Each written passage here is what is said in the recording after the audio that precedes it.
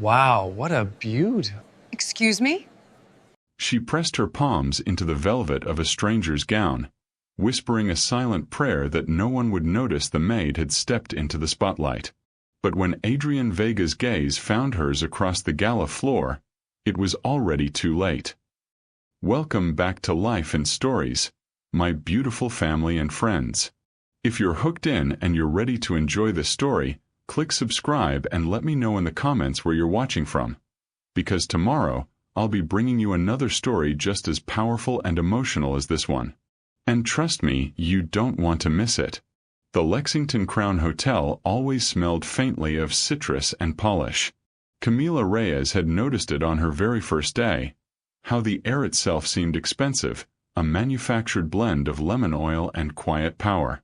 Every chandelier gleamed as if the universe itself had assigned them to catch the light just so. To the guests, it was magic. To Camila, it was hours of sweat. At 32, she had learned to carry herself invisibly.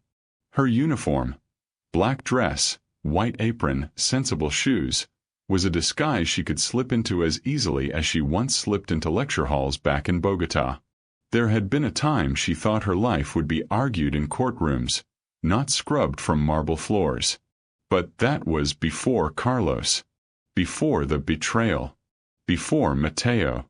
She tucked a strand of damp hair behind her ear as she pushed the cart toward the penthouse corridor. Mateo was waiting downstairs with Rafa, his legs curled under him as he plotted moves on the hotel's old chessboard. He hated when she worked late. He asked too many questions. Why can't you do something else, Mama? Why here? Camila never had the words. Because this is where the work is. Because invisibility keeps us safe. Because in Miami, no one asks questions of the woman who changes the sheets. Across the city, Adrian Vega adjusted his tie in the mirror of a downtown fundraiser hall. He was supposed to look effortless, but tonight his jaw ached from smiling.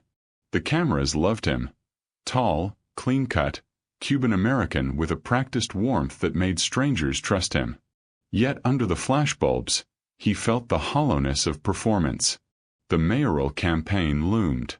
Every handshake mattered, every donation, every whispered promise.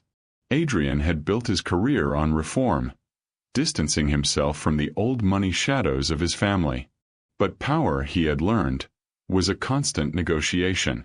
His mother, Elena Vega Montrose, lingered at the edge of the room in a crimson dress. Her eyes were hawk-sharp, trained on him even as she laughed with the donors. Adrian could almost hear her voice in his head. Smile bigger. Don't slouch. Don't let them smell your weakness. Naomi Clark was there too. His ex-girlfriend, journalist, and constant thorn. She circled like she owned the oxygen, a glass of wine in hand and questions always at the ready.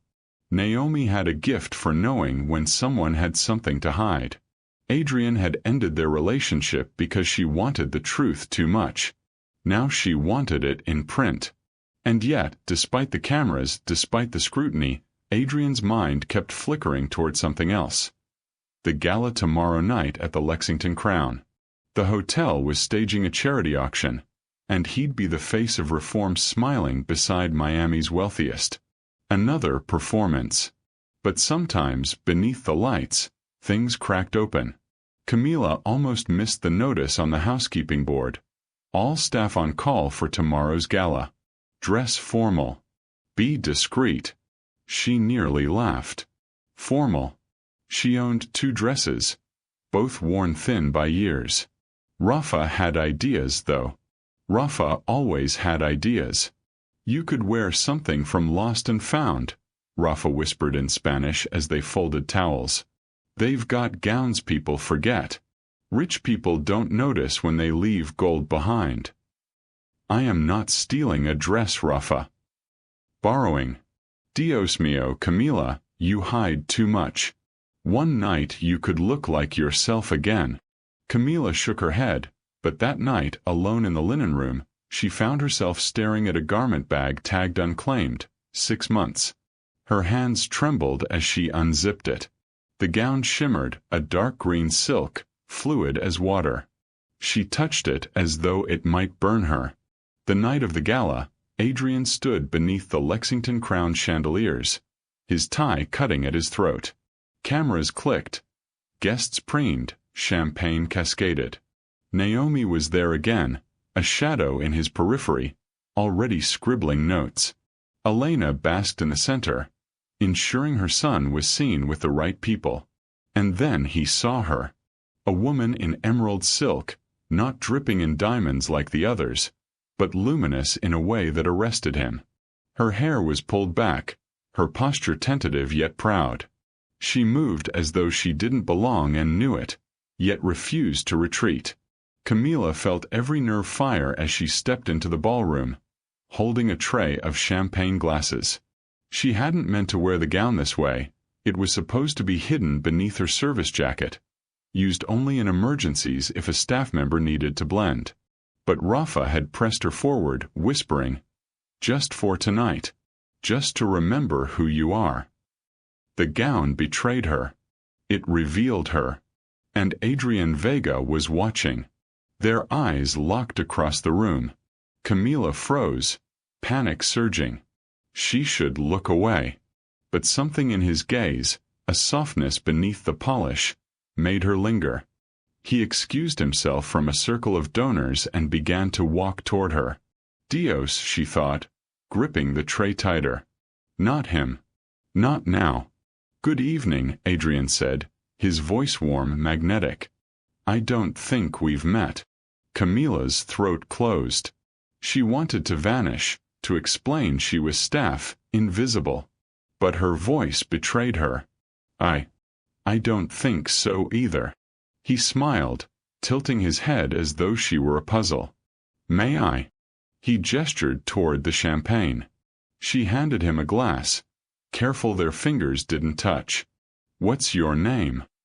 Camilla hesitated, then whispered, "Camilla." Adrian repeated it softly, as though savoring it. "Camilla." From the corner, Naomi's eyes narrowed.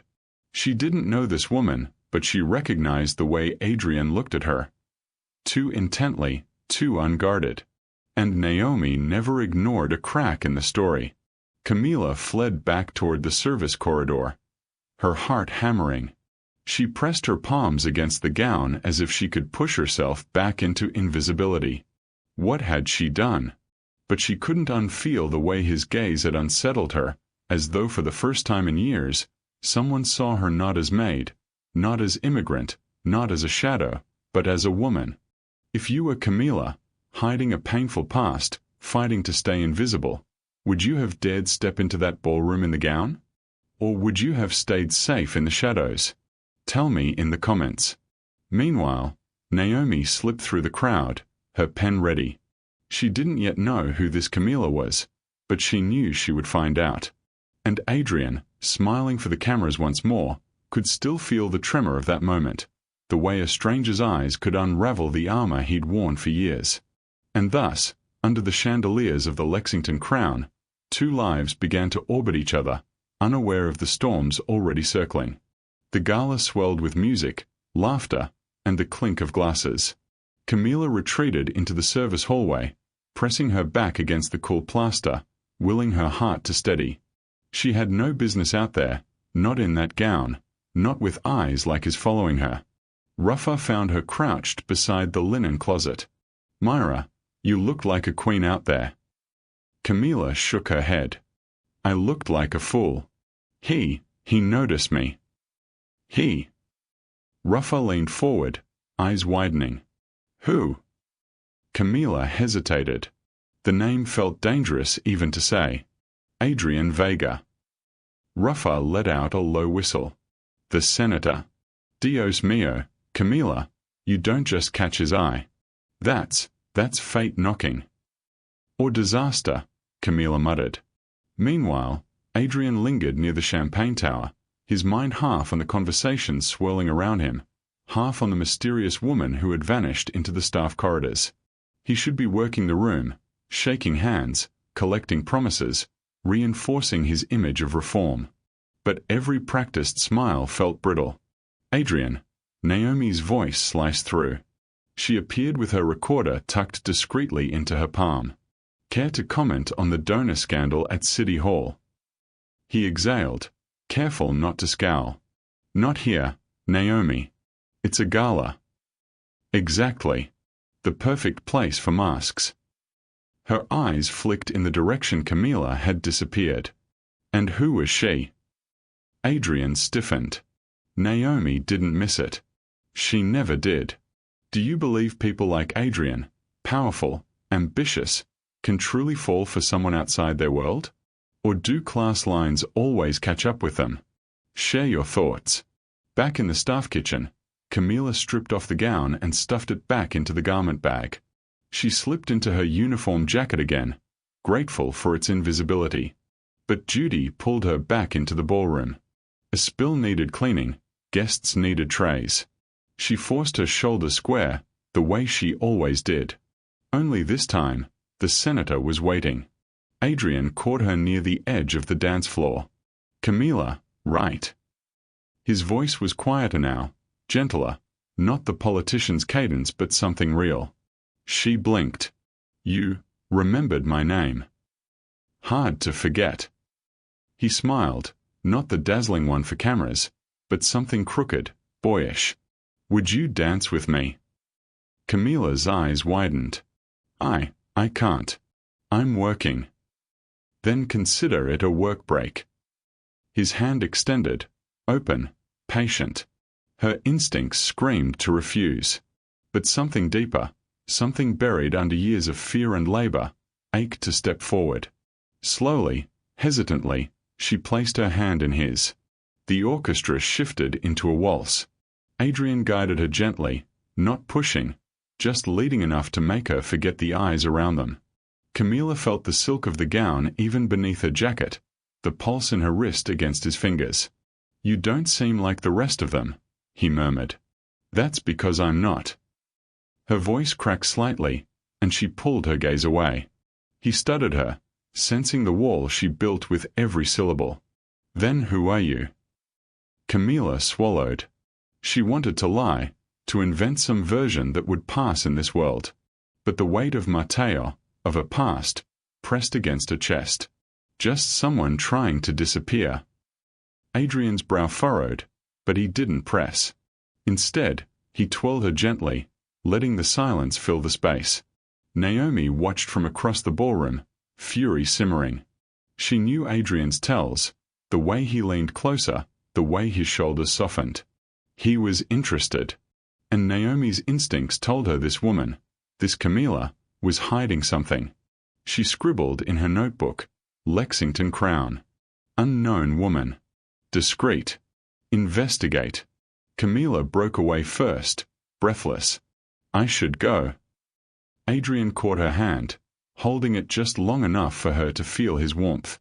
I hope I'll see you again. Her laugh was small, bitter. You won't. But as she walked back into the service hall, her heart betrayed her. She wanted him to prove her wrong. Later that night, Camila found Mateo asleep on the lobby couch, chess pieces scattered on the table beside him. She brushed a curl from his forehead. He stirred. Mama, you're late. I know, am I, amor?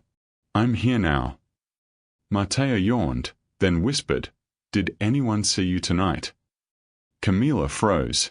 Children always sense too much. What do you mean? You looked like someone else. His eyes fluttered closed before she could answer. Camila kissed his temple. Someone else, she thought. Maybe he was right. Maybe tonight she had glimpsed the person she once was. Upstairs, Adrian lay in his hotel suite, campaign papers spread across the desk. But the words blurred. All he saw was her, Camila. The woman who said she wanted to disappear yet danced as though the world couldn't touch her. He poured himself a whiskey and muttered to the empty room. Who are you? When someone from a completely different world notices you, someone powerful, unreachable, would you lean into the spark or walk away to protect yourself? Comment bilou? The gala was over. The chandeliers were dim, the floors scattered with confetti and abandoned glasses. Camilla scrubbed at the marble tiles until her arms ached, the smell of bleach stinging her nose. She needed the ache, the sting, something to anchor her back in reality. Because reality was simple. She was a maid. A single mother. A woman with a past that could ruin her son's future if it ever surfaced. Not a woman who danced with a senator. Not a woman who let herself feel seen. She pressed the mop harder against the floor. Erase it. Erase him. Adrian tried to erase her too. He threw himself into work, into meetings, into the endless grind of the campaign. Every handshake became a vow, every policy speech a performance. But at night, when the city hushed, he saw her face. Camilla. His advisors reminded him to focus. Mayor Vega, they teased, already calling him by the title they wanted for him. No distractions. Not now. But he couldn't shake the way she had whispered, just someone trying to disappear. Naomi didn't shake it either. She replayed the image of Camilla in the gown, the way Adrian leaned toward her, vulnerable. Naomi knew that vulnerability. She used to hold it in her hands. And now she wanted the truth, and a headline. She started digging. Hotel rosters, immigration records, whispers among the staff. It didn't take long for her to find Camilla's name on the housekeeping schedule. Not a guest. Not a socialite. A maid. Naomi smiled coldly. This was a story. And a weapon. Ruffa cornered Camilla in the laundry the next day. So, how was it? Camilla kept folding sheets, avoiding her friend's grin. It was nothing. Nothing. You danced with Adrian Vega, the man Miami's about to crown king. Camilla's hands stilled. Ruffa, stop. This isn't a telenovela. He doesn't know who I am. And if he ever finds out. Ruffa softened. Camilla, you deserve more than invisibility. Camilla shook her head, whispering, invisibility keeps Matea safe. That afternoon, Adrian arrived at the hotel lobby under the pretense of meeting donors. His eyes searched the staff until he found her, Camilla, pushing her cart, head bent low. Do you think Adrian should push to learn more about Camilla, or would that curiosity risk destroying both of them? I'd love to hear your thoughts. He approached. Camilla. She startled, nearly dropping her duster. Senator Vega. Adrian, he corrected, smiling gently. Please. Her throat tightened. You shouldn't be talking to me. Why not? Because I'm working. Because you're you. She gestured at his suit, his polished shoes, the cameras always hovering around him. And you're you, he said simply, as if that was reason enough. Her chest ached. For one terrifying second, she wanted to believe him. But she forced herself to retreat, wheeling her cart away without another word. Naomi watched from a corner table, pen poised. She noted the way Camilla's face flushed, the way Adrian lingered even as she walked off. The chemistry was undeniable. But chemistry was combustible, and Naomi intended to light the match. At night, Matteo curled beside Camilla in their small apartment. The hum of the fridge filled the silence. Mama, he said softly, do you like him? Camilla's heart stopped. Who?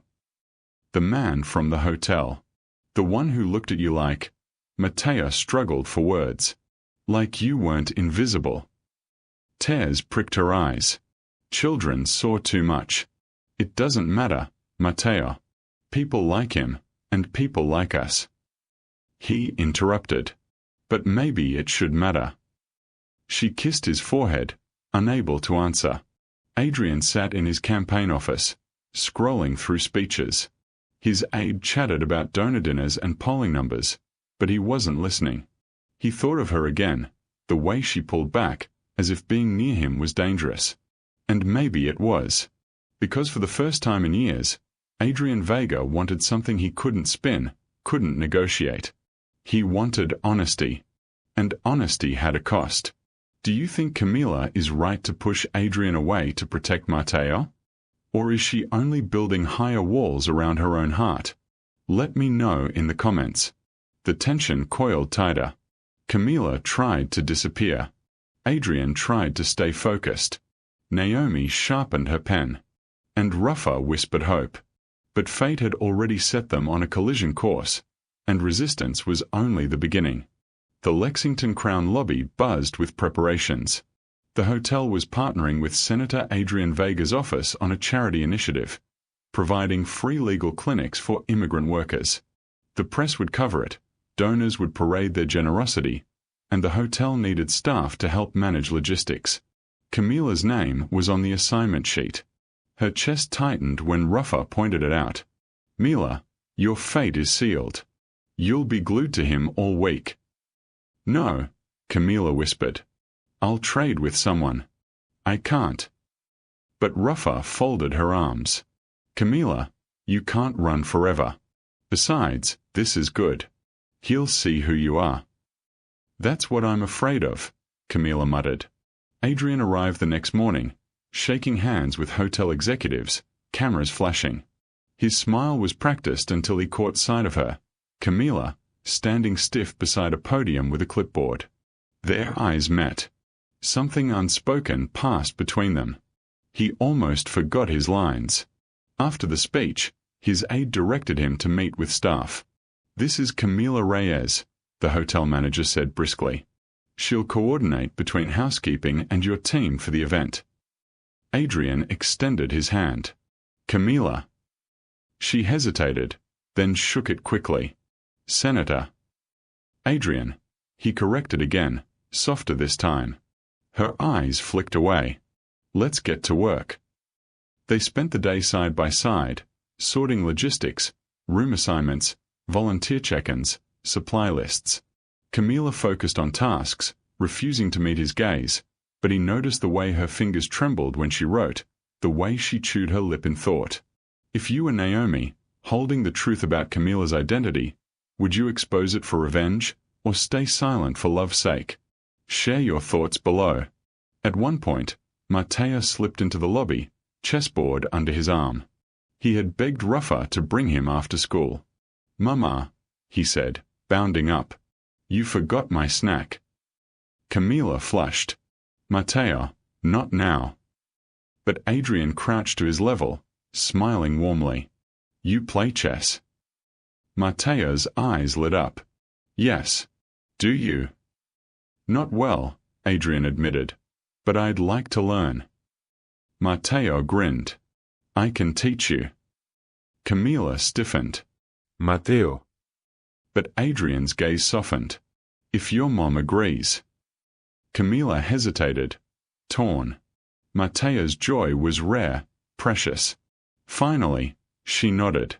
Later, while cameras packed up and staff drifted away, Adrian and Matteo sat at a small table, chess pieces arranged. Camila watched from a distance, arms folded, as her son explained strategies with the seriousness of a professor. Never move your queen too soon, Matteo instructed. Adrian laughed. Noted. For the first time in years, Camila saw her son carefree with someone outside their small circle. She should have felt relief. Instead, fear tangled with longing in her chest. Naomi arrived uninvited, notebook in hand. She spotted Adrian at the chess table and Camila hovering nearby. Her lips curved. She approached with deliberate grace. Well, Senator Vega teaching the youth.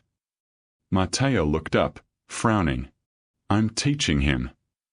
Naomi chuckled, crouching beside him. Sharp one, isn't he? Her eyes cut to Camila, assessing, dissecting. And you must be. Camila's voice caught. Just staff. Adrian interjected quickly. Camila Reyes. She's coordinating the event. Naomi's smile widened. How interesting. After Naomi drifted away, Adrian leaned closer to Camila. She'll pry. That's what she does. Don't let her get to you. Camila's stomach dropped. He didn't know, didn't know how dangerous Naomi's questions could be. She forced a nod, though her palms were slick with sweat.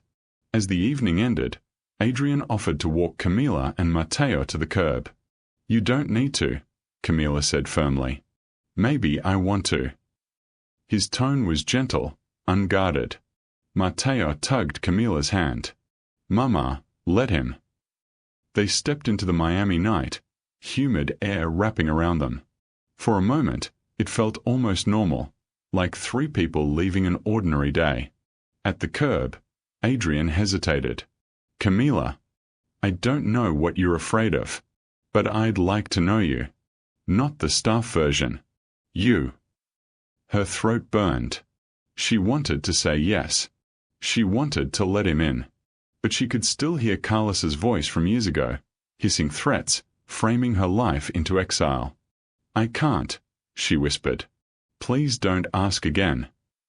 She ushered Matteo into the bus, leaving Adrian standing on the curb, his chest aching with the weight of rejection. If you were in Camila's shoes, knowing your past could destroy the life you've built, would you take the risk of letting Adrian in, or would you keep your distance? Comment bilot?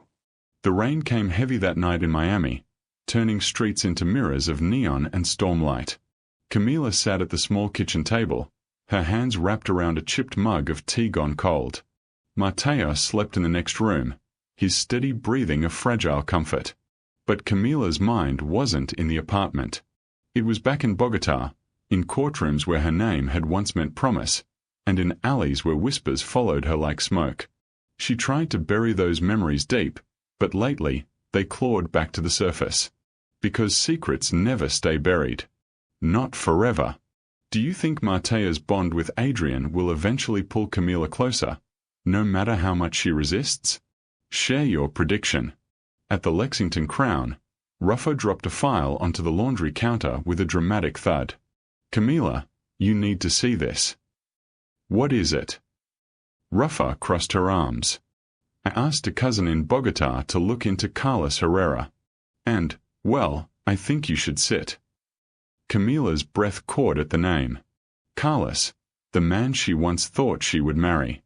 The man who betrayed her, planting falsified evidence that framed her for laundering money she never touched. She sank onto a stool. "Tell me." Ruffo slid the paper closer.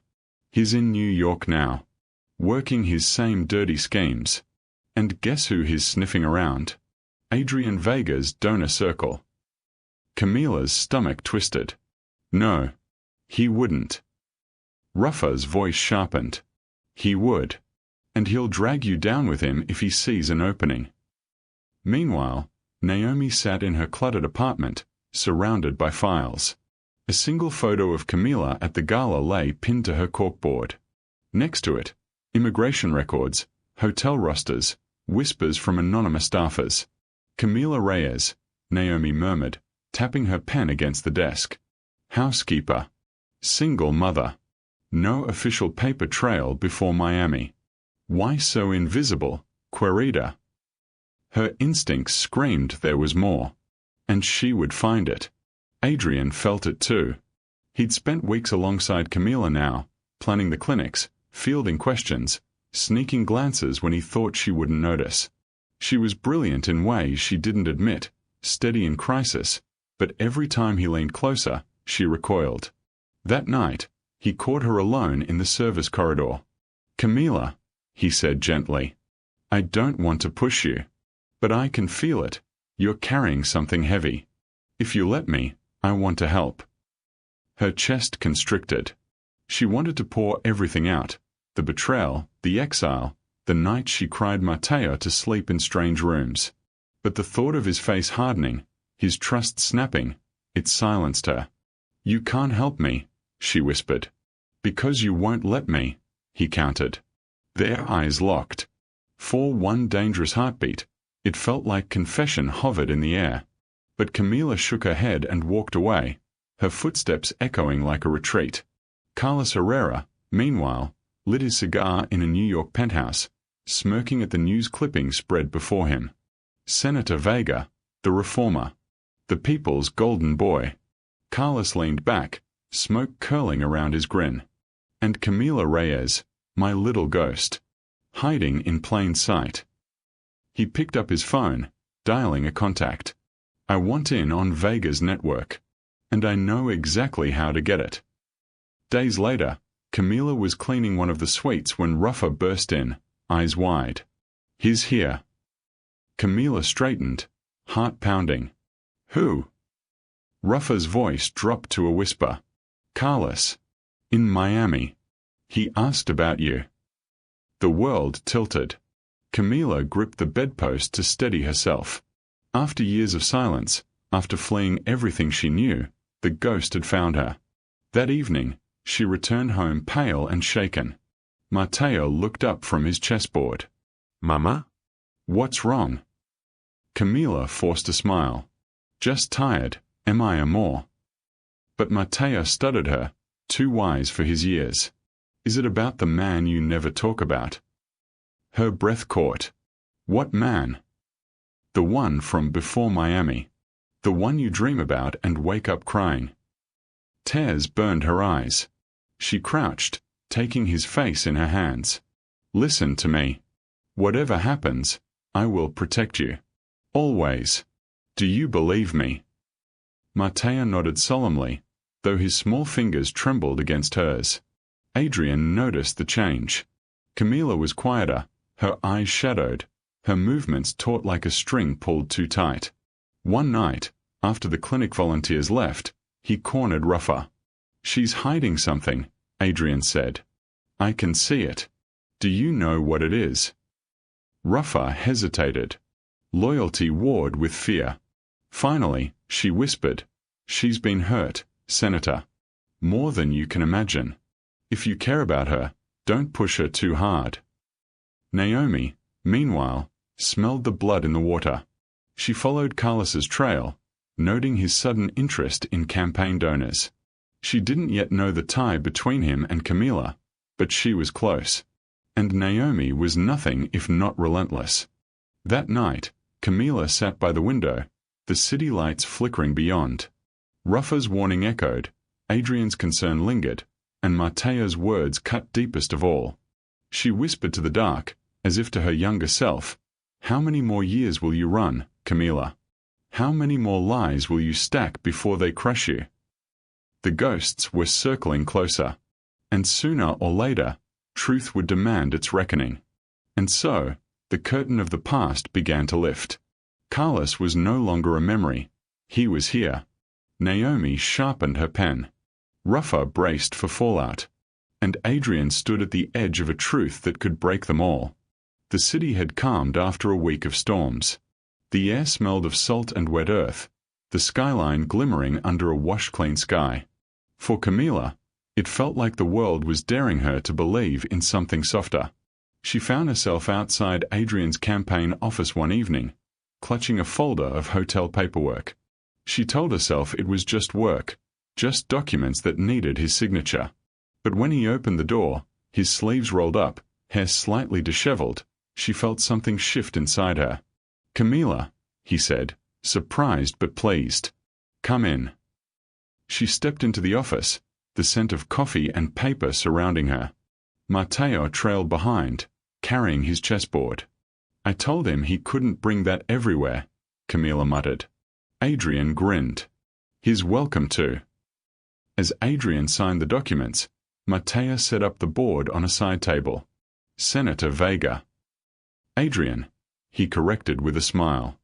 Adrian, Mateo said carefully, I've been practicing a new opening. Want to try? Adrian glanced at Camila. She hesitated, then nodded.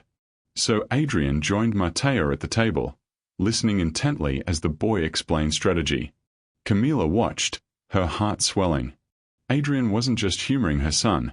He was engaged, respectful, even when Mateo corrected his moves with mock seriousness. It had been years since she'd seen Mateo light up this way with anyone besides Ruffa.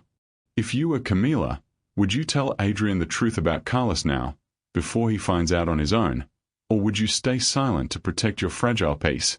Comment bilot? When the game ended, Adrian leaned back, laughing at his defeat.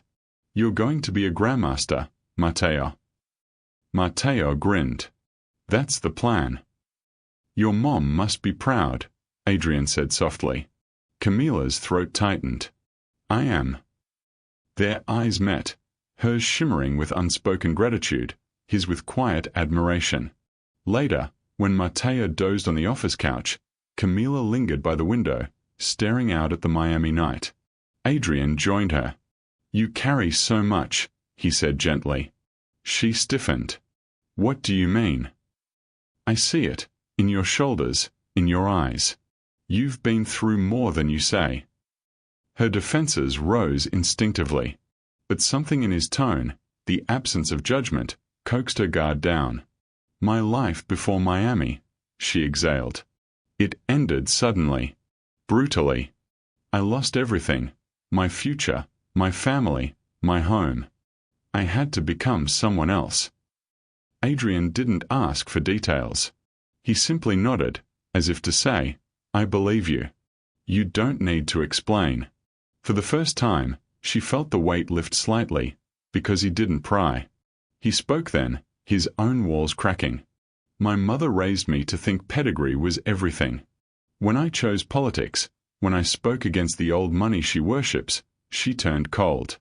We barely talk now, except when she needs me for appearances. Some nights I wonder if I'm just pretending I don't need her approval. Camilla studied him. The polished senator, the man Miami adored, underneath, he was just as fractured, just as hungry for belonging. You're not pretending, she said softly. You're surviving. His eyes glistened.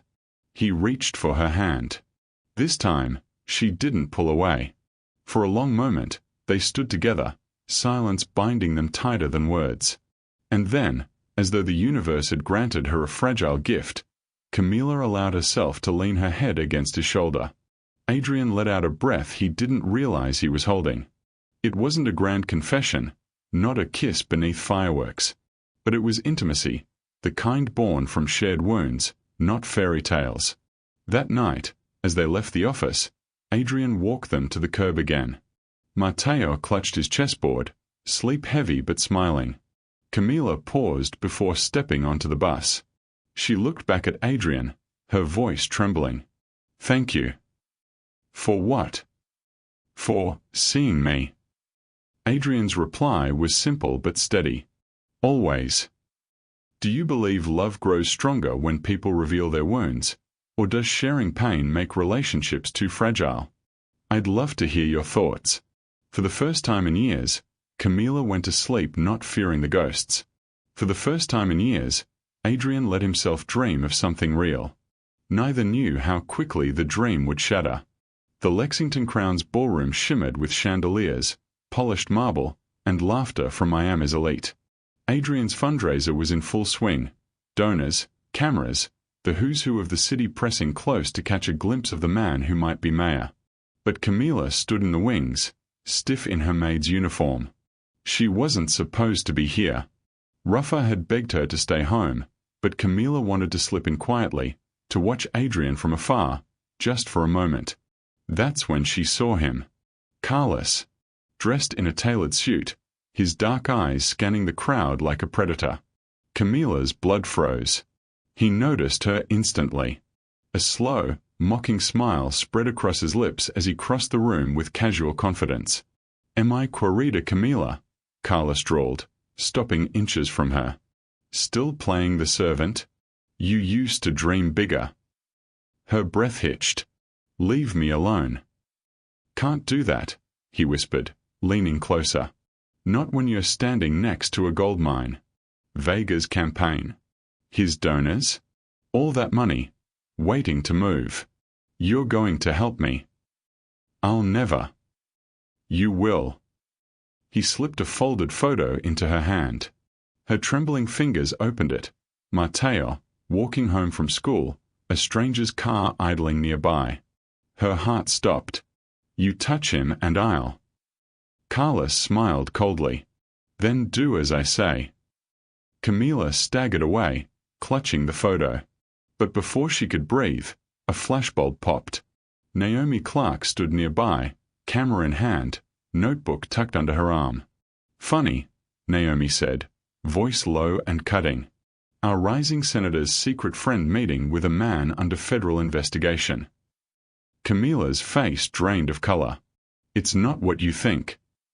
Naomi's smirk was sharp as glass. It never is. Later that night, Adrian found Naomi waiting outside his office. I thought you should know, she said smoothly, sliding the photo across his desk. It showed Camila and Carlos in close proximity, Carlos's hand on her arm. Adrian's chest tightened. Where did you get this? Doesn't matter. What matters is she's hiding something. And if you don't expose her, someone else will. Naomi's eyes softened briefly. I cared about you once, Adrian.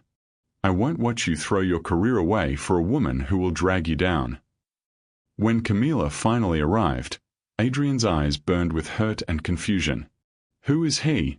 He demanded, slamming the photo onto the table. Camila's lips parted, but no words came. Don't lie to me, Camila. I've defended you, trusted you, and you've been meeting with this man behind my back. Tears welled. It's not what it looks like. Carlos, he's dangerous. He framed me back in Colombia. He's blackmailing me. Blackmailing you? About what? Her silence was answer enough. Adrian's chest heaved. God, I asked you, begged you, to trust me, to let me in. And instead you let me walk blind into this mess. Her voice cracked. If I told you everything, you'd hate me. Then you never believed in me, he snapped. The words cut deeper than any blade. Camila stumbled home that night, shattered. Rafa tried to console her, but Camila could barely breathe. I've lost him, she whispered, clutching Mateo to her chest. I've lost everything. Meanwhile, Adrian sat alone in his office, Naomi's words echoing, the photo burning in his mind. He remembered the warmth of Camila's hand, the softness of her head on his shoulder. But now, all he could see was betrayal. Carlos, watching from the shadows, poured himself a glass of whiskey. Checkmate, he murmured, as though the entire city were his chessboard. If you were Adrian, would you believe Camila's story about Carlos, or would the evidence be too much to ignore? Share your thoughts below. By dawn, Camila and Adrian were farther apart than ever. Two souls who had just tasted love, now stranded on opposite sides of a canyon carved by secrets, lies, and ghosts of the past. And the worst was still to come. The city pulsed with morning light, but Camila's apartment felt dark, suffocating. She sat on the edge of Matea's bed, watching him sleep, memorizing the steady rhythm of his breath. Her son, her only anchor. Rafa entered quietly, setting a cup of coffee on the nightstand. You need to eat. Camila shook her head. I can't. Not when Carlos is out there. Not when Adrian thinks I betrayed him. Rafa crouched in front of her. Then fight. Tell him the truth. If you keep running, you'll lose everything. Him. Matea's safety. Even yourself. Camila's voice broke. And if I tell him? What if it destroys him? What if it destroys us? Then at least it's honest, Rafa whispered.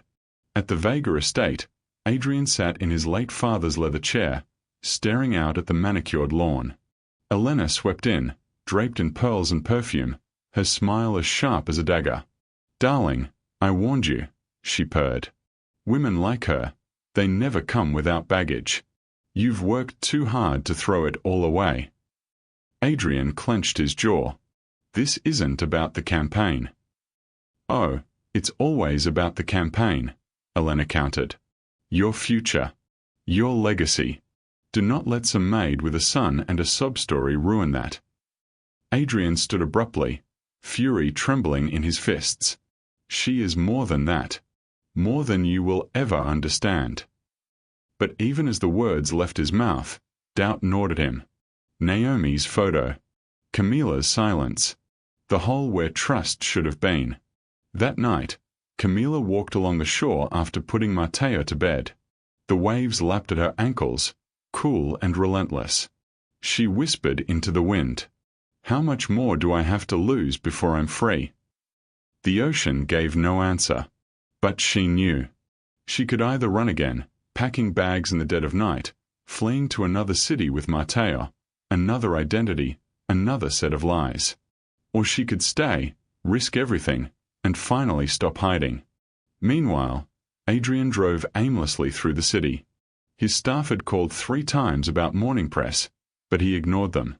He thought of Camilla's trembling voice, her refusal to confess, her eyes begging for trust even as she withheld truth. He pulled over by the bay, gripping the wheel until his knuckles whitened. What if she's telling the truth? He whispered. What if I'm the one failing her? The realization hit like thunder. He was no longer afraid of losing his career. He was afraid of losing her. Camilla returned home to find a note slipped under her door. In Carlos's handwriting. You have one chance. Get me donor access, or Matteo pays the price. Her knees buckled. She clutched the note, shaking. And then she heard Matteo stir. His sleepy voice carried down the hallway. Mama. Camilla pressed the paper to her chest, forcing a steady tone. Go back to sleep, mi amor. But inside, a storm raged.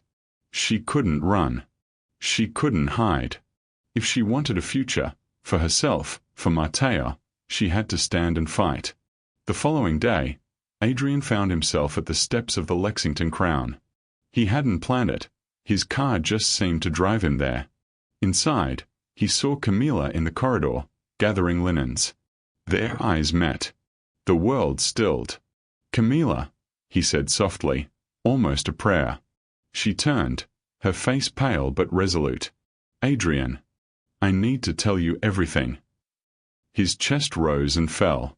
Then tell me. In the quiet of an empty suite, she laid it bare. Bogota. Carlos. The betrayal. The false charges. The escape. Tears streamed down her cheeks as she whispered.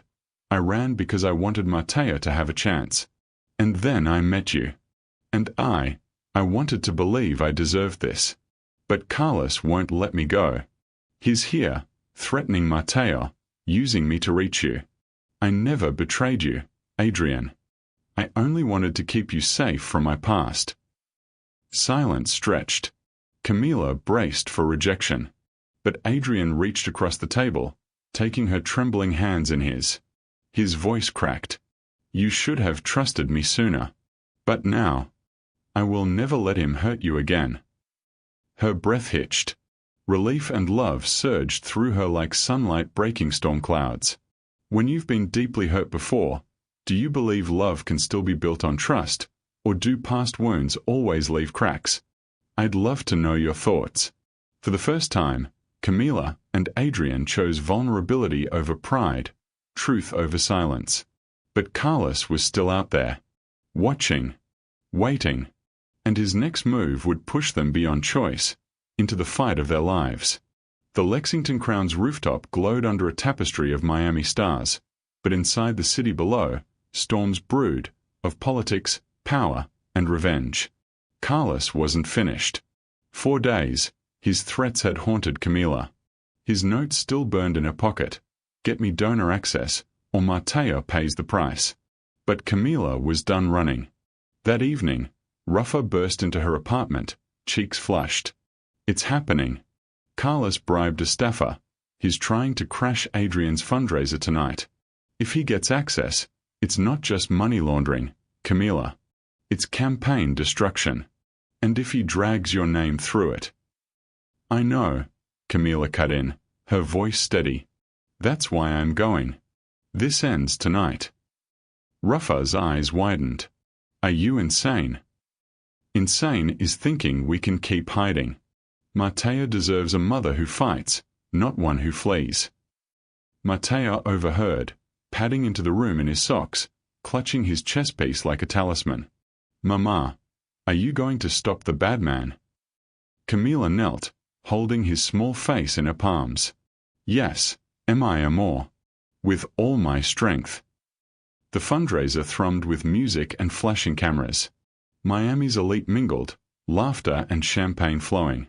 At the center, Adrian smiled, but his eyes were shadowed. He kept scanning the crowd, searching for her. And then he saw her. Camila stepped through the doors, wearing a borrowed dress from Rafa, simple, elegant, but radiating quiet power. She wasn't hiding anymore. Their eyes locked across the room. For a moment, the noise faded. But then Carlos appeared. He moved with the confidence of a man who believed himself untouchable, shaking hands, whispering promises, his gaze never straying far from Camila. Adrian stiffened. "It's him," he muttered. His aides looked confused, but Adrian strode forward, cutting through the crowd like a blade. Carlos smirked. "Ah, the golden boy senator." He extended a hand. "We really should talk about your funding." But Adrian didn't take it. "Stay away from her." The air thickened. Guests glanced over, sensing tension. Cameras lingered. Carlos chuckled low. "Protective, are we? You don't know half of her story, Adrian. She's been mine before. She'll be mine again." Camila's face flushed with rage. "I was never yours. You stole my life. But not anymore." Her voice carried, sharp enough to slice through the ballroom hum. People turned. Carlos leaned in, his whisper venom. "One word, Camila, and I'll make sure Mateo disappears." The threat snapped something inside her. Camila grabbed a glass from a passing tray and slammed it onto the floor, the shatter silencing the room. "You want to know who Carlos Herrera is?" she cried, voice trembling but strong. "He is the man who framed me in Bogotá, who forced me to run with nothing but my son in my arms. He is a criminal, and he is here to use this campaign for his money-laundering empire. And he has threatened my child." Gasps rippled. Photographers surged forward. Adrian stepped beside her, his hand gripping hers tightly. "And I believe her," he declared. His voice rang clear, carrying across the ballroom. "Because the woman standing here has more courage and integrity than anyone I know. And if you want to come for her, Carlos, you'll go through me." Chaos erupted.